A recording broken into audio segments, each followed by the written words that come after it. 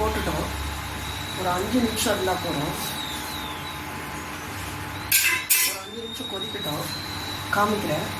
அதுக்கப்புறம் வடிகட்டினோம்னா மூடி வச்சிடலாம். அதுக்கப்புறம் வடிகட்டினோம்னா காய்கறி பச்சை நிறம் மாறாமல் அப்படியே இருக்கும். இது ஒரு சின்ன டிப்ஸு, இதை ட்ரை பண்ணி பாருங்கள். இப்போ பாருங்கள் 5 மினிட்ஸ் ஆகிடுச்சு. இதை இப்போ ஓப்பன் பண்ணுறேன். பார்த்தீங்களா, லேசாக தான் அப்படி கொதிச்சிருக்கு. அரை வேக்காடுக்கு மேலே கொஞ்சம் வெந்திருக்கும். கரெக்டாக 5 மினிட்ஸ் தான் ஆச்சு.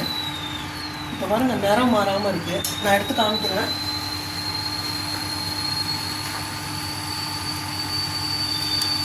பார்க்குறீங்களா,